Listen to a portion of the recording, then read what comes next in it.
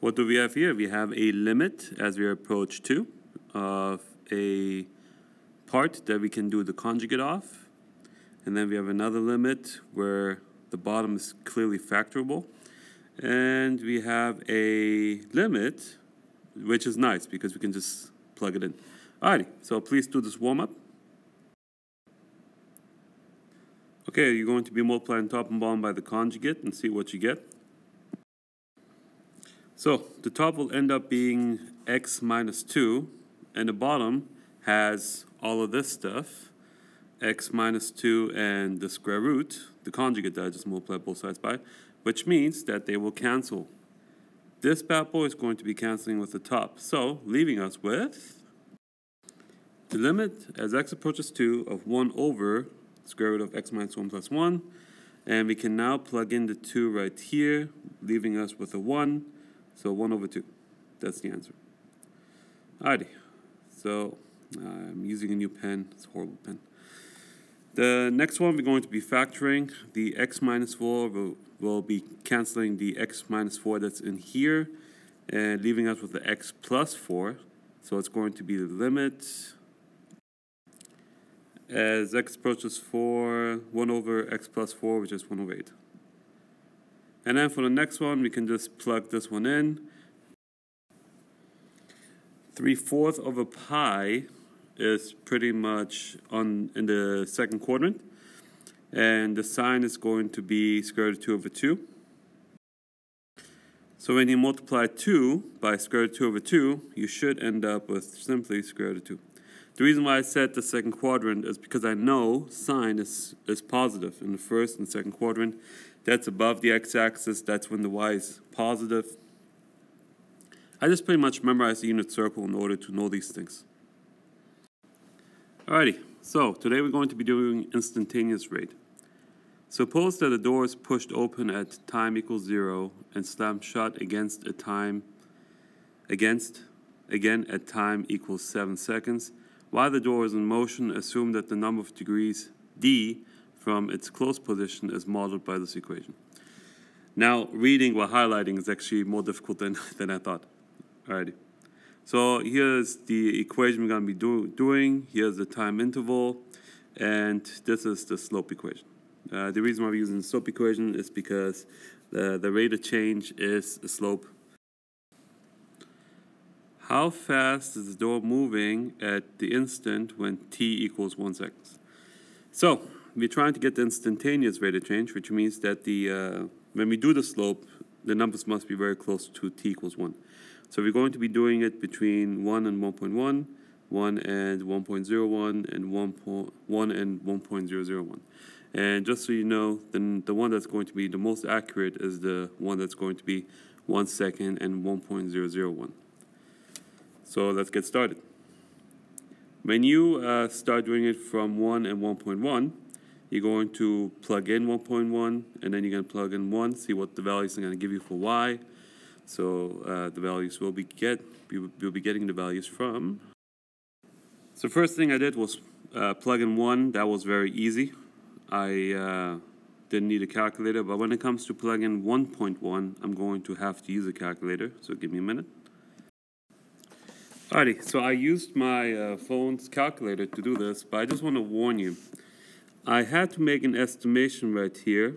I had to round it, and then I had to round it here again, just to be able to write it within the space given. I usually don't do that. I simply plug everything into the calculator to get the most accurate number, where I don't have to round at all.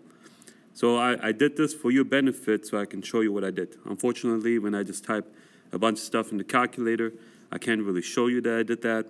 So therefore, I did some rounding in order to get to this place right here. And then you're going to have to divide by 1.1 minus 1. For the same thing as when you take the, once you subtract, let me use a different color.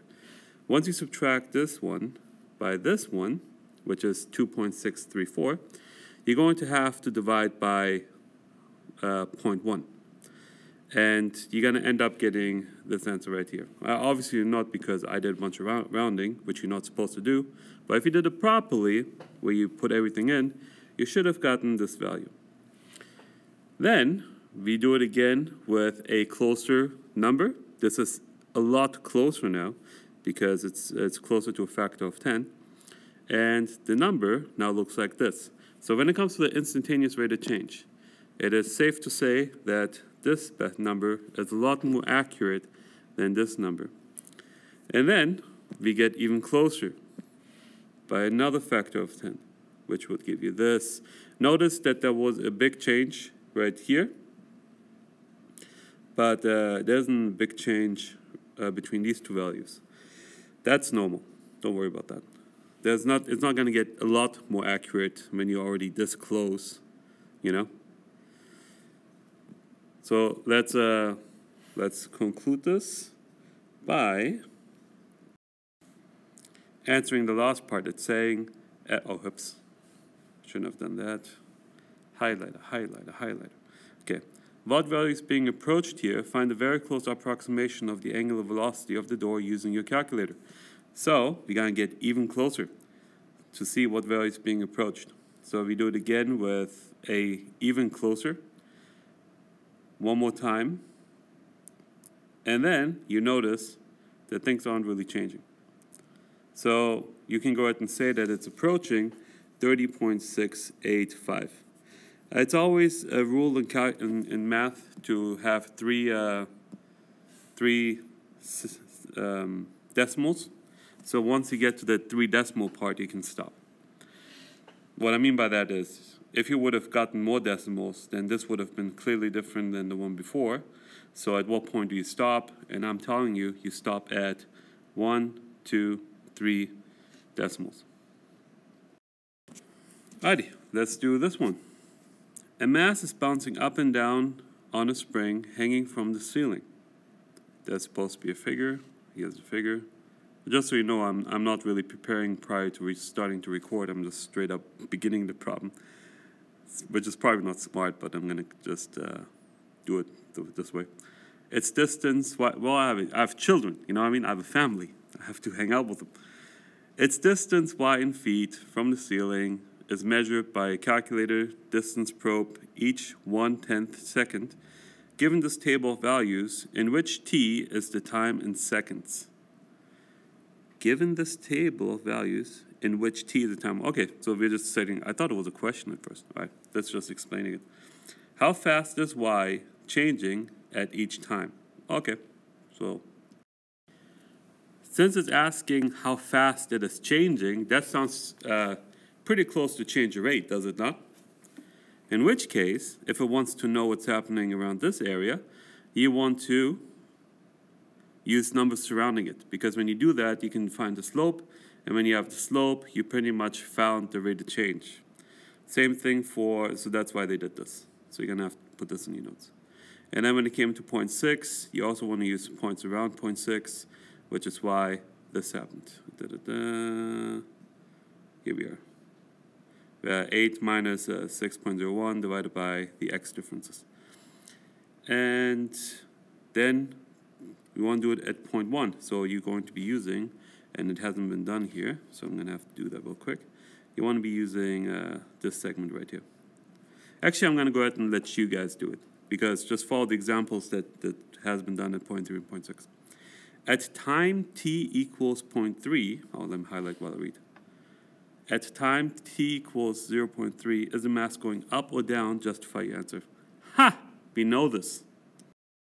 In the original problem, we labeled y to be the distance from the ceiling. And you're noticing that the distance, as time is going down, the distance was getting bigger. Also, we happen to have a big positive slope. What does that imply to you? I tell you what. It implies that it is, at the time, going downwards. With a bigger distance, it means that you are further away from the ceiling, going down. With a positive slope, that implies that we are currently going down. Negative slope would imply, because with negative slope, it means that we're losing distance. That means that we're getting closer to the ceiling. That would imply that we're going up. So going down is the answer for 0.3.